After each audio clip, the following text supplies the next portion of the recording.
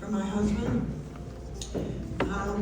It is a step on the way through our grieving process from my family. All of them are here. And as you all know, Craig loved this place.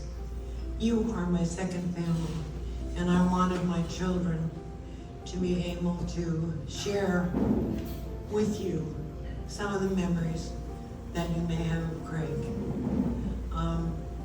My kids have done a wonderful job in presenting this whole thing with memorabilia and photos and music and everything you could possibly imagine. I haven't had to do a thing.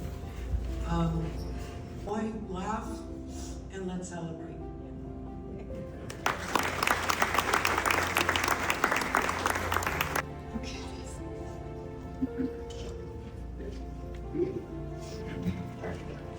Good afternoon, everyone.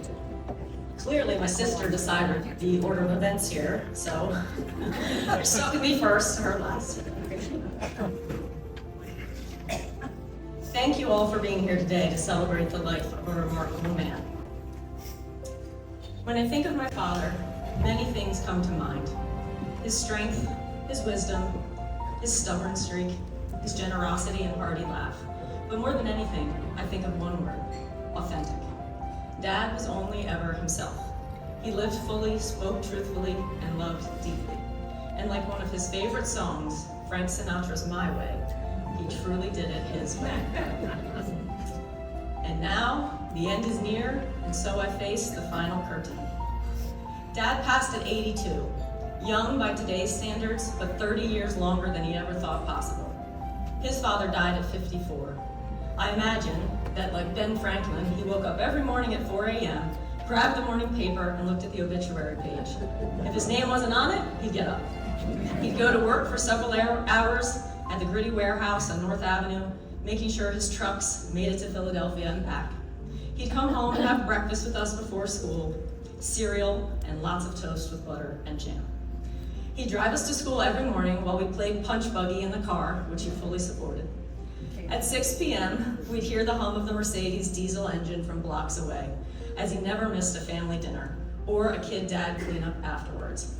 My family still eats at that same dining table today. Dad's conviction was never so evident as at the dining room table. Countless nights were spent learning about said convictions and whether Winston Churchill was a war hero or a criminal.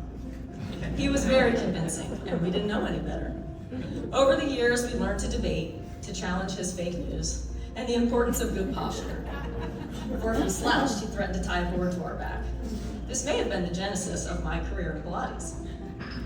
Dad lived on what he believed to be borrowed time. He spent years dodging the storm, and in doing so, taught himself to be a master hobbyist.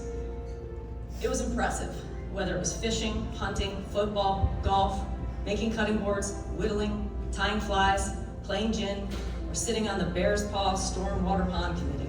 He gave it 100%. I had the privilege of spending the last 10 days at Dad's side. We agreed that although his hobbies gave him great pleasure, it was the connections he made with all of you that were really the only thing that mattered. And in the end, he did it his way. His final act was short. He went out on top, no ego. He invited everyone into the house who wanted to see him, even at his worst. As a lifetime provider, it felt magical that with his final breath, he was able to provide for himself. Regrets, I've had a few, but then again, too few to mention. I bet we're all thinking the same thing. I'm sure he regretted that last knee surgery. But Dad was never one to dwell on regrets. After a 4-day stay in the hospital with a staph infection, he turned to me and said, "What's the plan? What do we do? When can I fish?" He believed life was to be lived forward with courage and confidence. I've known almost 2 dads in my lifetime, Marilyn Craig and Florida Craig. Marilyn Craig spent much of his adult life being the quintessential provider to his families, his friends, his employees, and his business partners. He was larger than life to me and fiercely protective. I remember when Eliza had a boyfriend come to the house and Dad opened the door leaning on his 5-iron as a silent promise between a man and a 14-year-old boy that he wasn't above breaking his kneecaps. When he wasn't threatening teenagers, Dad was a really good time. Post-college, he would come sing karaoke with my friends at dive bars. Even with 2 left feet, he was always the last man on the dance floor. I'm certain he had more fun throwing Eliza and me our weddings than we probably had. He never felt pressure to follow a crowd, to fit in, or mold himself to make others happy. Except when it came to ice cream. You could get him to abandon almost anything if you said you wanted ice cream, but made him think it was his idea. We often walked the mile to Baskin Robbins or pit stopped at Windy Valley for a swirl cone. Ice cream was his guilty pleasure. Grandkids were a close second. When he was forced to take over his father's Tasty Cake trucking business at 25, he did it his way. The people that worked for him were like family, and he took care of them. Going to that trucking terminal, sitting in the 18-wheelers, pulling both my hamstrings, picking up trash around the yard, sitting on the photocopy machine and behind his desk trying to work out his finance calculator were highlights of my childhood.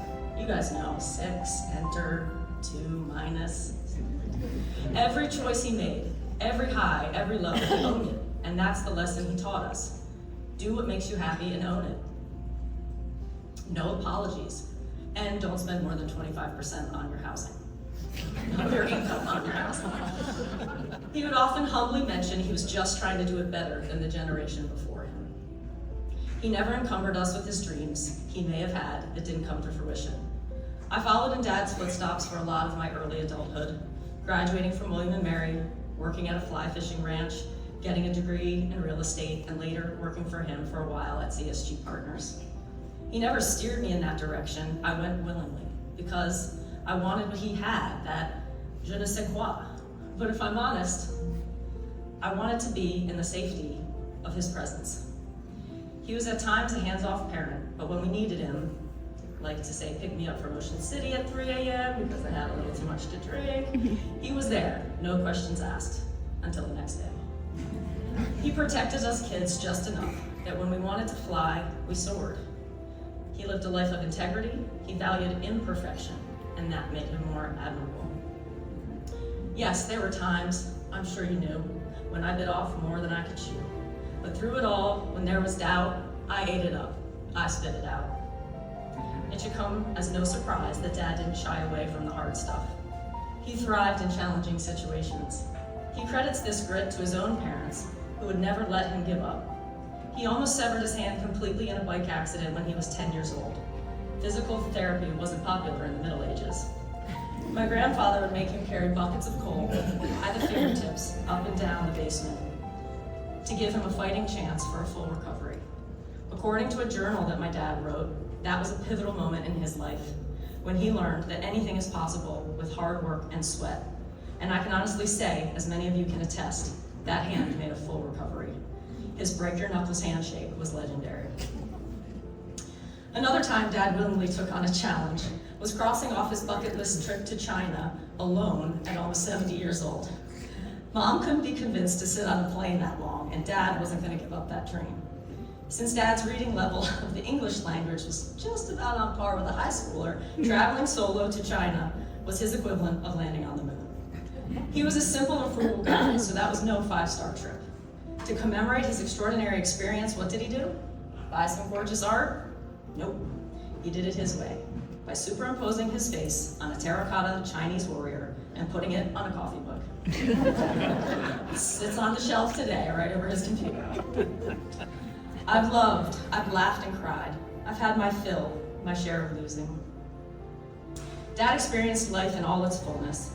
He loved deeply, his family, his friends, his passions. He laughed a lot. And although I thought he defied gravity, he didn't ever pretend to. Like all humans, he had his share of disappointments. He was always honest about the mistakes he had made. Retiring took a big toll on Dad. The ego identity shift was tough, and he was vocal about it. When he couldn't drive the golf ball 250 yards, he just didn't want to play anymore. But it didn't last long. As he leaned harder into Florida Craig, his edges dulled, and he became a softer version of himself. And in showing us his vulnerability, he showed us his strength. I was proud to witness this evolution. And now, as tears subside, I find it all so amusing. Dad wasn't one for personal fanfare or fuss, except when he was. Like at Thanksgiving and Christmas. The man loved Christmas. His generosity showed no bounds. Every Christmas morning, we'd wake up to hundreds of presents under the 15-foot tall tree. Dad in his paisley vest my mom had sewn for him when they met, so proud to still fit in it. He would make us open presents one by one so he could either give or receive a hug after every single gift. He was so generous that he would buy himself backup gifts in case we forgot. I've never met anyone so happy to receive another Joseph A. Banks sweater. And to think I did all that, and may I say, not in a shy way, did Dad have a bit of an ego? Of course. He took up space in a room and with certainty believed he was meant to be in any room he entered. So much so that when Eric and I hosted holiday dinners at our house as recently as last year, he would often sit at the head of the table. But even as the fish grew longer and the football tackles got harder, in the next breath he would tell us about the fish that weren't caught and the plays that didn't land, and that how those were even more important. Dad didn't really follow directions or playbooks. So when he said, "Scatter my ashes in Fishing Creek, PA," and didn't specify which of the 50 fishing creeks that are in PA he meant, he was either making sure we'd never finish the job, or, in his own way, reconnecting our immediate family through the grave. One more family trip, one more trip down memory lane. The actual creek was irrelevant, as all waters lead to the same place. He's doing the same thing right now, reconnecting everyone he loves. For what is a man? What has he got? If not himself, then he has not. To say the things he truly feels, and not the words of one who kneels. Dad kept promises the way others keep faith. And because of that, we always knew where we stood. He never shied from telling us how deeply we were loved, or what a great time he had being with us. So when he finally ran out of time, he didn't apologize. He didn't explain. He said what he meant, and he meant what he said, and that was enough. So today we celebrate a life fully lived your way. A father, a grandfather, a husband, an uncle, a business partner and friend. Thank you, Dad. I don't want to live in a world where you aren't there to protect me, but because of you, I know I can. I love you.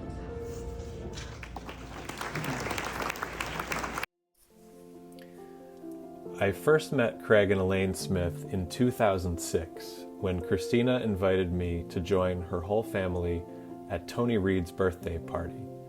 The party was being held at a dimly lit bar called Nevin's in the Federal Hill neighborhood of Baltimore. Craig and Tony were raucously singing karaoke all through the evening, and it was then that I knew Craig Smith loved to have a good time. When Christina first introduced me to Craig, he greeted me with one of his world-famous firm handshakes. I'm sure many of you here have experienced it, but when it came to his daughter's suitors, only a select few truly got the full version.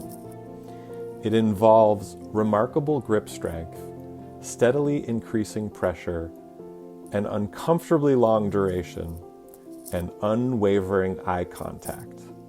I loved him instantly. Later that evening, Craig, never one for subtlety, asked something along the lines of, "So, what are your intentions with my daughter?" Naturally, I lied and explained that Christina had invited 3 or 4 people first, and I was simply the 4th place option, filling in. He seemed satisfied. Thankfully, Elaine was warm and welcoming from the start. She invited me over the next night to try her world-famous pasta bolognese, and it did not disappoint. Long after that night, and for the better part of the next 2 decades, I've had the incredible privilege of calling Craig and Elaine Smith my in-laws. Craig was a man of many remarkable qualities. I deeply admire his tireless work ethic and success as a businessman. I marvel at his enthusiasm for hobbies like fly fishing, golf, and woodworking. But above all, it is his unwavering dedication and love for his family that defines his true nature. That devotion is something I try to emulate in my own life. As I've said aloud at nearly every holiday gathering or casual Sunday dinner, Craig wanted nothing more than to be surrounded by the people he loves, his family and friends. That was Craig's joy, and that will be Craig's legacy. As author and fly fishing legend John Gierak once wrote, "They say you forget your troubles on a trout stream, but that's not quite it. Instead, you begin to see where your troubles fit into the grand scheme of things, and suddenly, they're just not such a big deal anymore." Craig lived that wisdom. He modeled the value of gratitude and persistence.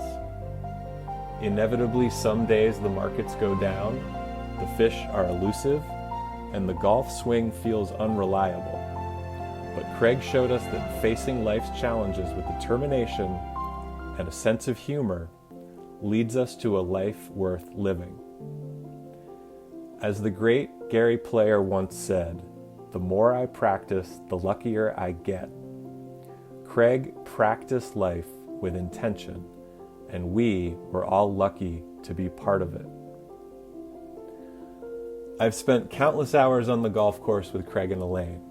Over the years, I've been given some truly sage advice. Advice is a lot like a good golf lesson. Some parts you can apply right away, and others take practice and patience to truly master.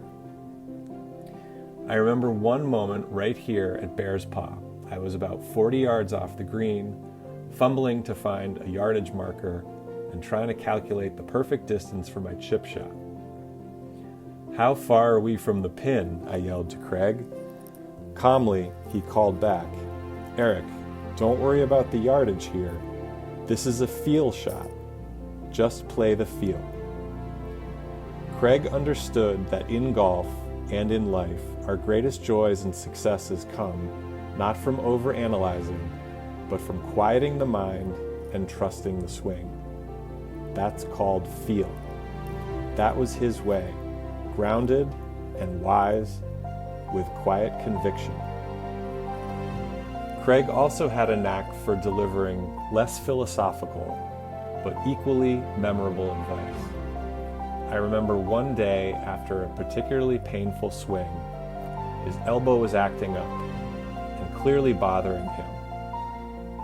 He looked at me with that signature Craig seriousness and said, "Eric, never forget that sex is what makes the world go round.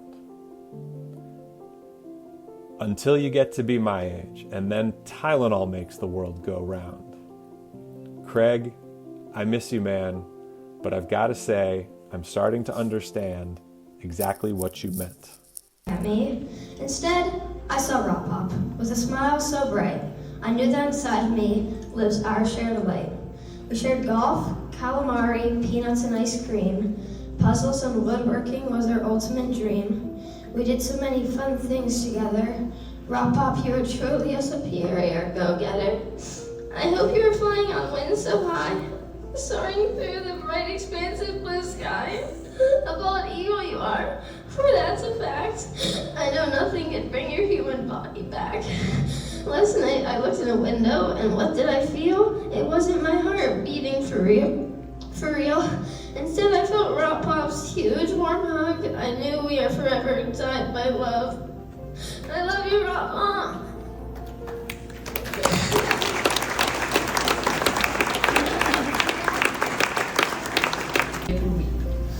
Do not stand at my grave and weep. I am not there. I do not sleep. I am 1,000 winds that blow. I am a diamond that glints in the snow. I am the sunlight on ripening grain. I am the gentle autumn rain. When you wake in the morning's hush, I am the swift, uplifting rush of quiet birds in circled flight. I am the soft stars that shine at night. I do not stand at my grave and cry. I am not there. I did not die. I'm also going to perform Amazing Grace.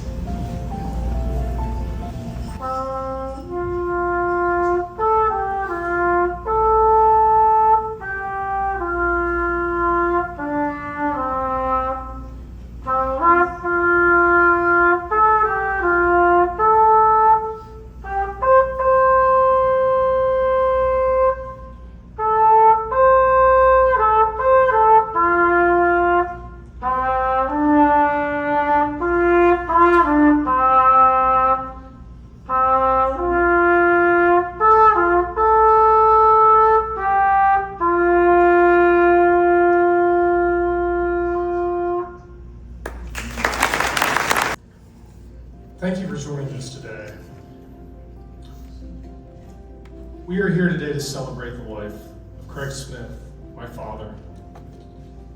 He taught me many things over the course of my life, essential to forging the man I am today.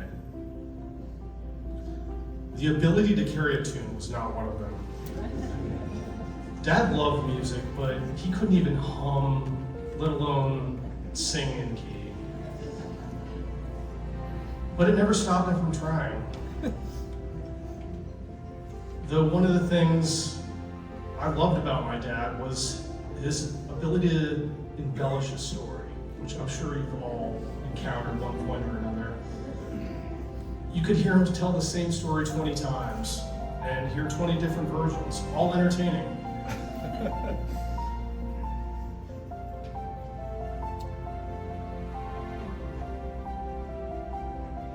Brevity was not one of his lessons at all. I learned at a young age it was unwise to point out the inconsistencies of the stories. All joking aside, my father instilled upon me lessons and values that are intrinsic to my being. Conduct yourself with honor and integrity. Persevere in the face of adversity. You will have mistakes and failures. More importantly, you will learn more from your failures than your successes. Do the right thing, even when it's the difficult thing. More importantly, never pour Dad one finger bourbon when he asks for 2 fingers. Thank you. I'm the less handsome grandson. So, my grandfather, as we knew him, Rock Pop, was the best family member I could ever ask for. He always saw the good in hope in things, and he did them his way. And whatever he did 100% if he could. If he was gonna work, he was gonna work. If he was gonna eat, he was gonna eat. If he was gonna want to hang out with his grandkids or have fun with his family, he would do that. And if he wanted to take a nap, you could not stop him. Because he would do that. There's a lot I want to say, but one of my earliest memories of him was visiting him as a little kid back in Baltimore. He would always put his grandkids before himself, even if he was sick or tired or sleeping. He would make sure we were having fun. I remember him taking time to play with us, even if he was busy. He used to tell all these tall tales, like he could throw a football 100 miles an hour, crack a walnut with his hands. But he also told us not to put our feet on the table, so I don't think I believe the first 2. The most memorable thing about him was his laugh. It's a deep chuckle, and he would never fake it. If he wanted to laugh, he would laugh. And if he didn't think what you said was funny, he would tell you. He would, no, that wasn't funny, Stuart. Don't ever do that again. But he's gonna laugh until he was on the floor, which made up for that.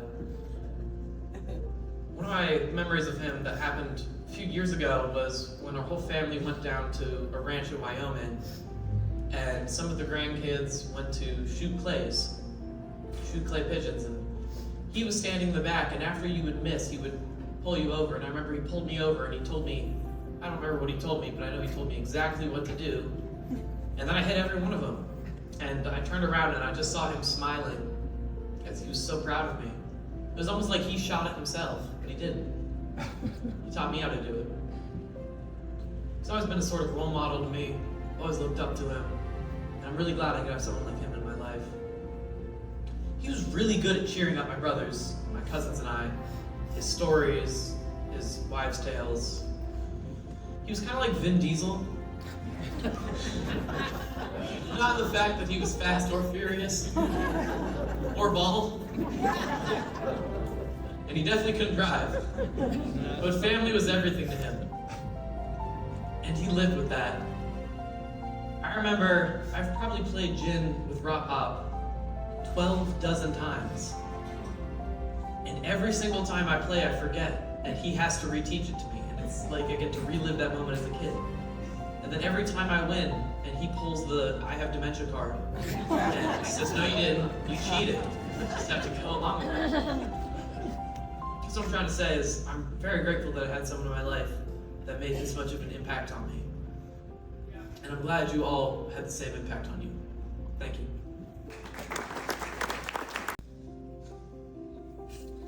It's difficult for me to think that Rob Pop is gone. In the past 5 months, I found myself often looking up to the sky for his guidance or his approval.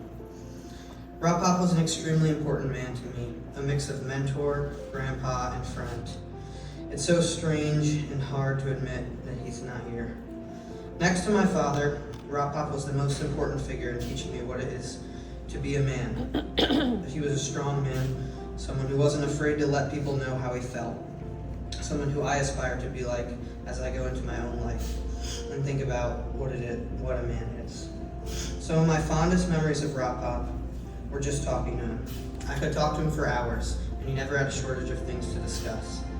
We talked about life, shared stories, discussed history. He gave me advice and told me if I was being stubborn or dumb, and he always had an explanation and a story of his own to back it up. One of my favorite memories with him was our trip to Italy, sitting in our tiny room watching him drink bourbon out of a plastic cup and listen excitedly to the same stories every night. The thing I appreciated most about Rob Pop was that he never talked down to me, never treated me as less than because I was younger, and he always told me exactly what he thought and always wanted to hear what I had to say about it. He was always in my corner. He always had my back, no matter what was going on. Especially as I got older and the pressures of school and life became stressful, Rob Pop was always there to tell me never to give up and never give in. He assured me that everything was going to work out and told me to live how I wanted to live, to go about life in my own way, and everything would work itself out. I always knew he had faith in the person that I would become, and now that I'm getting so close to going out and really living my own life, it gets harder and harder to think that he won't be there to see it. I'll never get the chance to show him that his faith wasn't for nothing, and he'll never get to be proud of the man that I've become. But I know somehow he's with me, and even when everything seems impossible and I have no faith in myself, I know that he believed in me. I'll always remember him saying, "Go, baby, go." It was the last thing he ever said to me, and I'll carry those words with me whenever I need strength and reassurance to keep going and not give in. I love you, Rob Pop, and I'll miss you forever.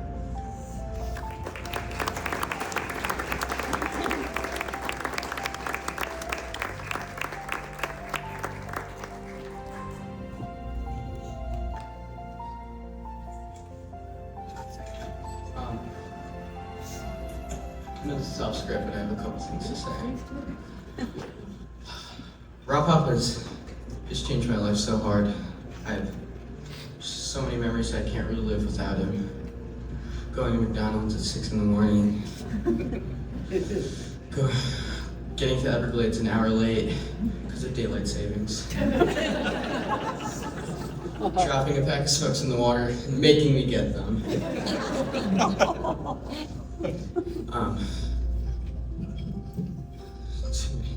Okay. I just have a short poem that I'm going to read. I heard your voice in the wind today. I heard your voice in the wind today, and I turned to see your face. The warmth of the wind caressed me as I stood silently in place. I felt your touch in the sun today, as its warmth filled the sky. I closed my eyes for your embrace, and my spirit soared high. I saw your eyes in the window pane as I watched the falling rain. It seemed as each raindrop fell, I quietly said your name. I held you close in my heart. It made me feel complete.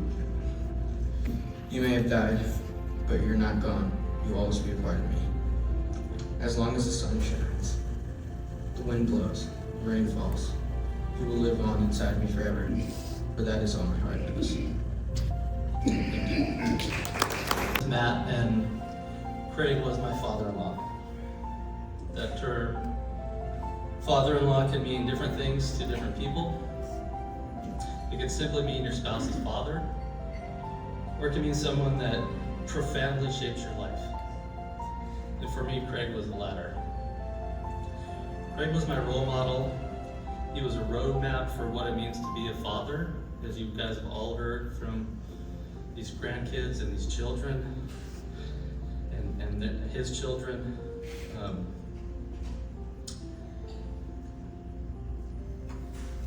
He was my business partner, he was my fishing buddy, and he was one of my great friends. Eliza and I moved to Baltimore from California in 2005, a couple of years after we got married, and a couple of years before our first son, Sam, was born. Being in Baltimore meant being close to Craig, whom I'd only really known through visits to the East and West Coast. Once we were nearby, I got to see firsthand what an incredible father that he was. Craig was deeply supportive of his kids. Deeply supportive of their lives and their dreams. He was endlessly generous with his time and his resources. And he carried himself with a quiet confidence and calm that always impressed me. In many ways, Craig completed the picture for me of what a father should be. About a year after we moved to Baltimore, Craig asked me to join him in a real estate venture with his current partner, Pat Creaney, who's here today, my partner, Alan Graber, was here today, and Pat's brother, Mike. I agreed to join him and left the practice of law to go into the real estate business. For the first 5 years, I worked very closely with Craig, learning the business, learning the ropes. Craig was tough, he was fair, he was uncompromisingly honest. My first assignment after joining the company was managing the construction of our new office space in White Marsh. So I ended up managing the superintendent on the job. And one day we got in a disagreement about a detail that Craig wanted in Craig's office. And I couldn't convince him to do what Craig had asked him to do. And I said, well, then you can go take it up with Craig. He said, no way, man, that guy scares me.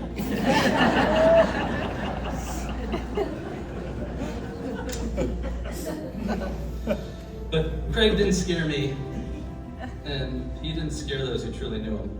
His door was always open, and he was always willing to listen, advise, and guide. Craig retired in 2012, but he and I remained business partners on various ventures until the day he died. And I relied on that guidance and that open door policy up until that time.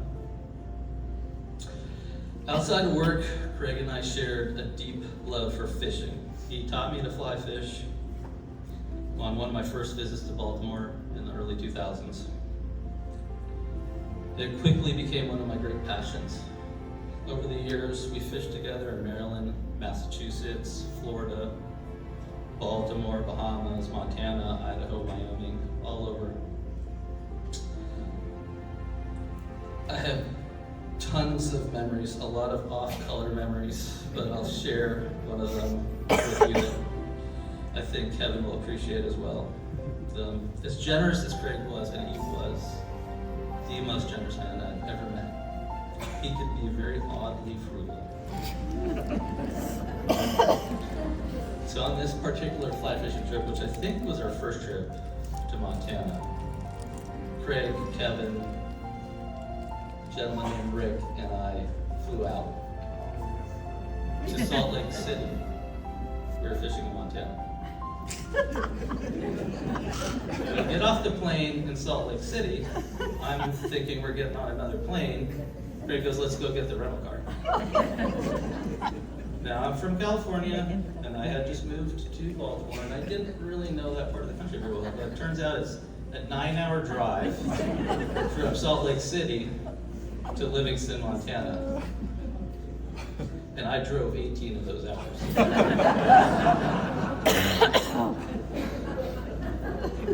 I gave Craig a lot of crap for that. But it turns out that on that trip, I absolutely fell in love with fly fishing, and it was a gift from Craig that I will treasure for the rest of my life. So Craig was my father-in-law, he was my business partner, he was my fishing buddy, but above all, he was my friend. He really was my friend. Eliza and I came across Craig's definition of friend in a journal, and it went like this. Someone who'll stick by you in good and bad times. Someone you can share your dreams, fears, successes, and failures with. Someone who'll be honest with you whether you like it or not. Someone who respects and cares for you despite your faults and differences. In the context of my relationship with Craig, he lived by this definition.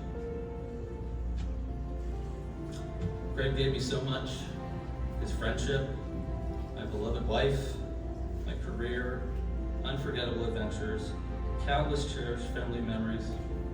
I only hope he felt that I returned even a fraction of what he gave me. I love you, Craig.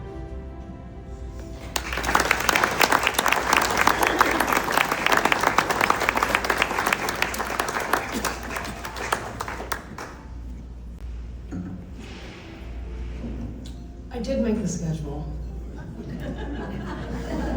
And it turns out when you make the schedule and put yourself last, there's not much more to say. Because my family has said so much of what I said organic. None of us shared our remarks with each other. And the themes I've heard from my mother down to Gus, that age group, are so strikingly similar. He loved his family. He loved adventure. I will say for me, one of the biggest things that my dad left behind was his sense of adventure. He instilled in me much of, what you've heard before, but it was, Eliza, do what makes you happy. Don't follow the path that everybody else does. Follow the path less traveled. I chose to move to Mexico after college. I'm not entirely sure he was thrilled with that path, but he didn't say don't do it. He said do it. It changed my life. I learned a different language, I learned a different culture. I ended up in California, I met my husband, I had my kids, and I ended up right back here. Well, not here, but Baltimore. And I would never have done that without him saying, damn it, go. And like my son said, Sam and I went to see him when he was sick, and he knew I had a trip planned with one of my friends who's here, Mary. It was an epic scuba diving trip that we had planned for a year in Papua New Guinea, which, if you don't know where that is, because I didn't when I planned the trip, it is literally the other side of the globe, like as far as you can possibly travel. And I said, Dad, I know you're sick, but I gotta go. And that's what he said to us. He said, go, baby, go. Those were literally the last words he said. And he knew, I knew, we all knew we probably wouldn't see each other. And that's what he wanted. He wanted for all of us to live, because he knew how to live. And he wanted to live with each and every one of us, and you.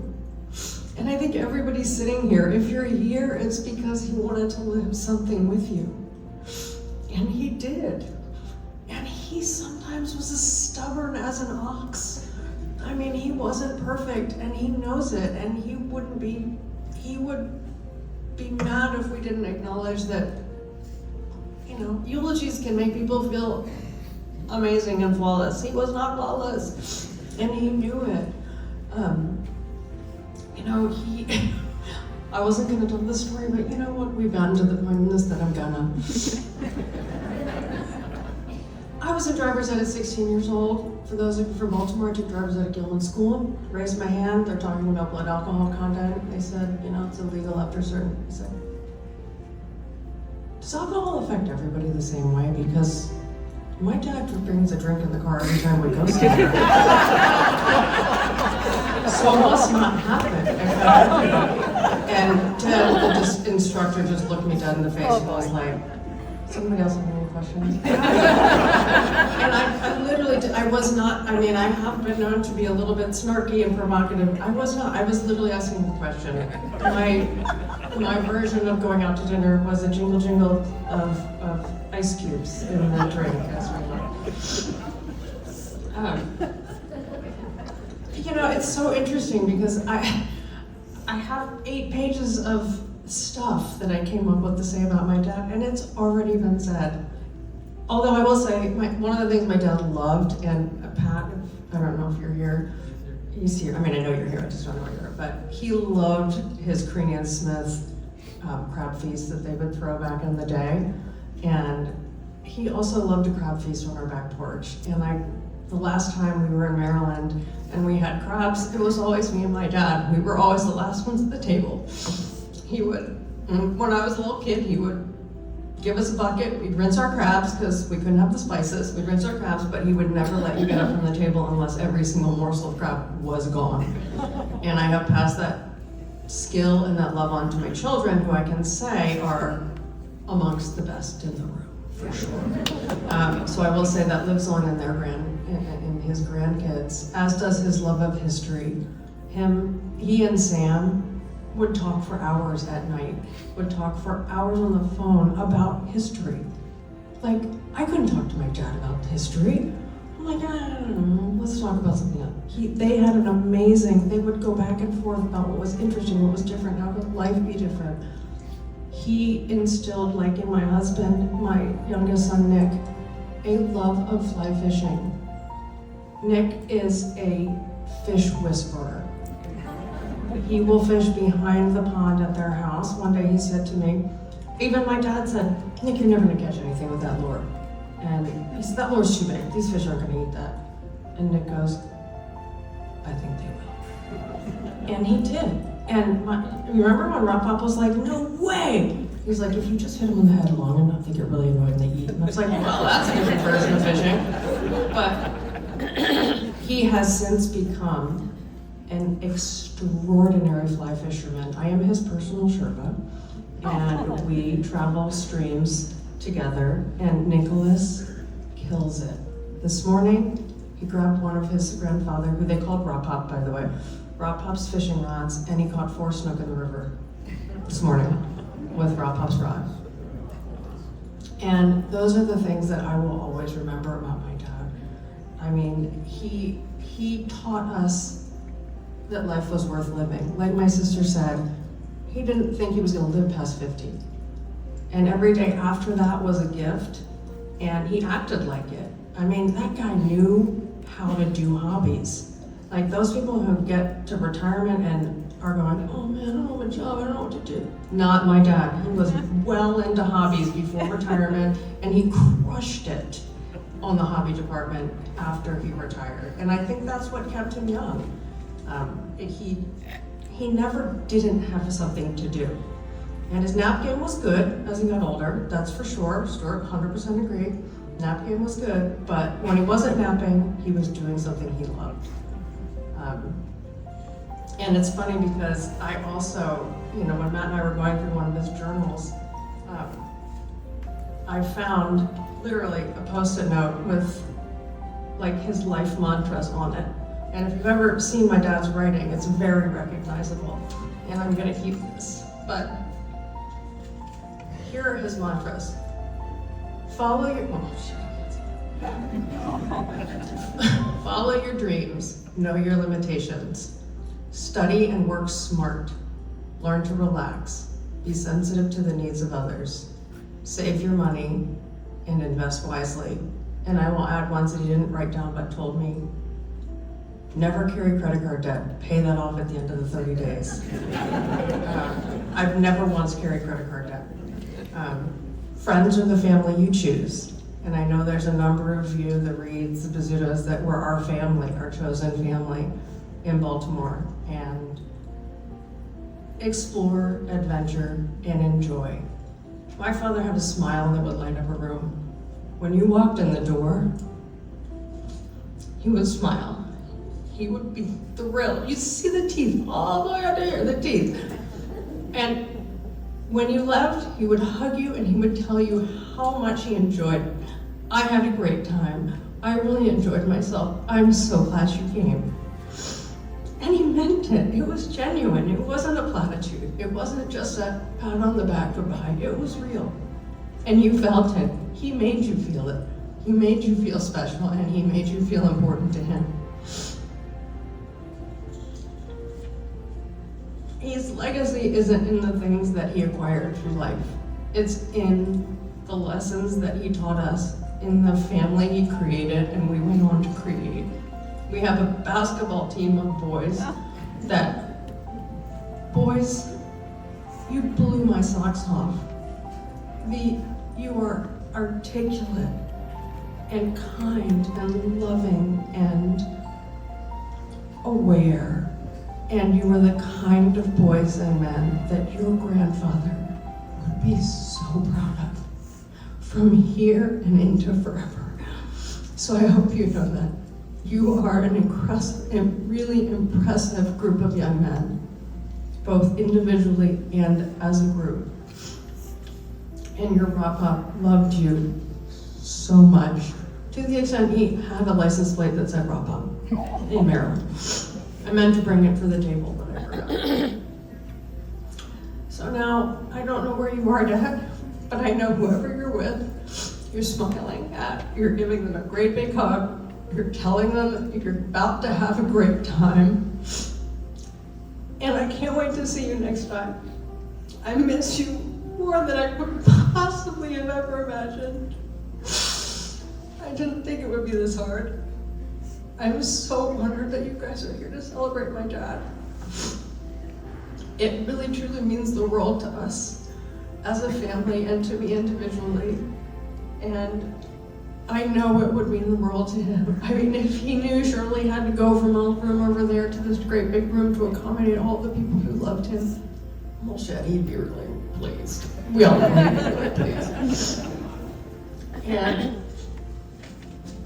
And that's it. That's the end of this formal program. To my family, Christina, Kevin, Eric, Matt, boys, Mom, I don't know what to say. The sentiments that you guys shared about Dad are just perfect. Just perfect. So thank you. And this isn't the end. You know, this is the end of this, formal part, which we had to put together a program with times and stuff. But we're gonna leave it open, so once this is all over, please eat, please drink. My mom has arranged a lovely affair here. And if you feel so inclined, we would love to hear your stories. If you want to get up to the mic and share, we would love to hear your stories. This isn't all about us only. Dad was a lot of things to a lot of people. And we would love to hear from you. If you're not a public speaker, there's some note cards. You can write a little message, but have a drink, get up here, tell us a story. We'd love it. So, today is our final farewell. We'll have a moment at 4:45 where a bagpiper will take us across the golf course to the green. To be fair, he didn't want a Irish wake, which meant his body out here for multiple days. We said no. That was just a hard no. But he asked for the fishing creek. Some of his ashes are spread at the cemetery where his parents are buried in Towson. And he asked for bagpipe processional. I mean, I'm not gonna question it. So we're gonna do it. And I hope you guys stay and join us. And so at 4:45, we will meet somewhere along this back wall. And we will walk with the bagpiper, say our final goodbyes, cry, laugh, and here's to Craig. Thank you.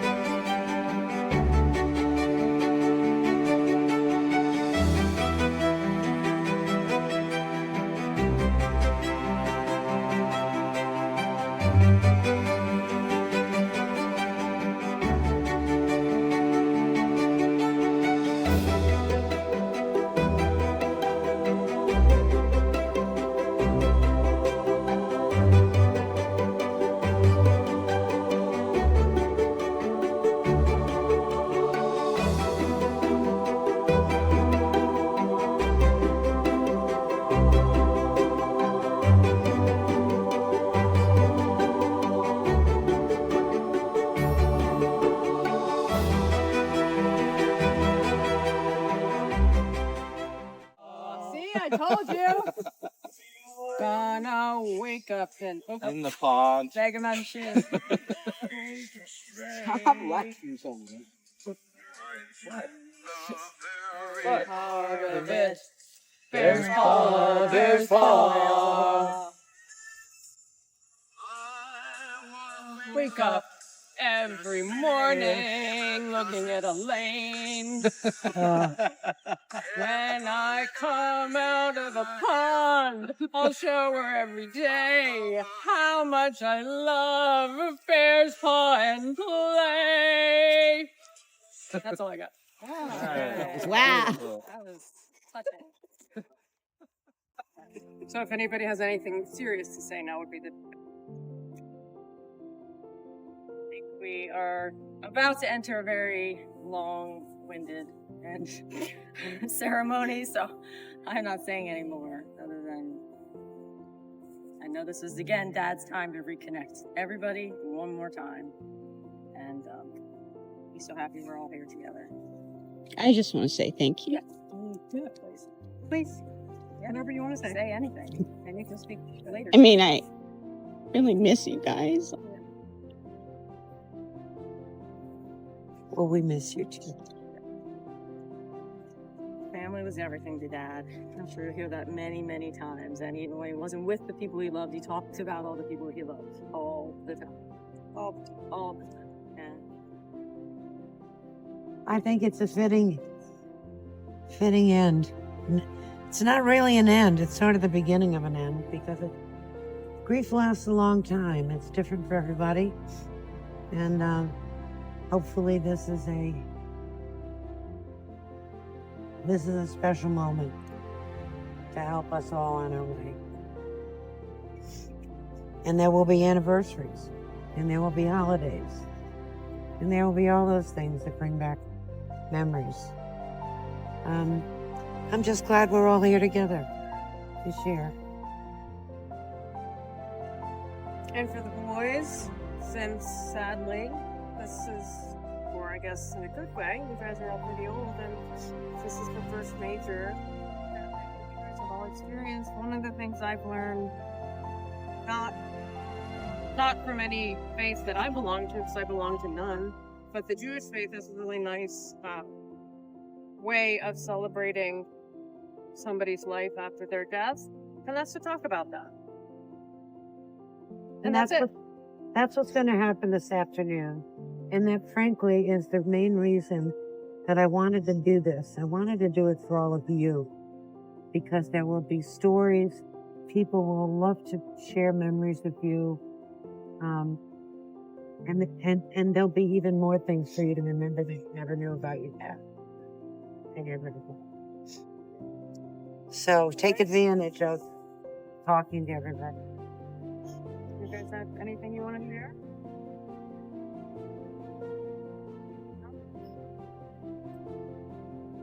Okay, let's do it. How about we line up behind Nana since the wind's blowing that way?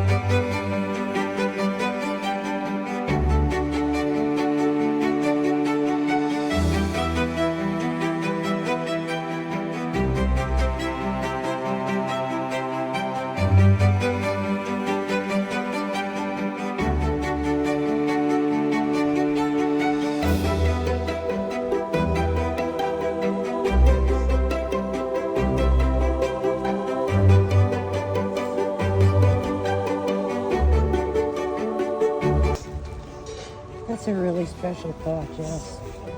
So good of you to do that.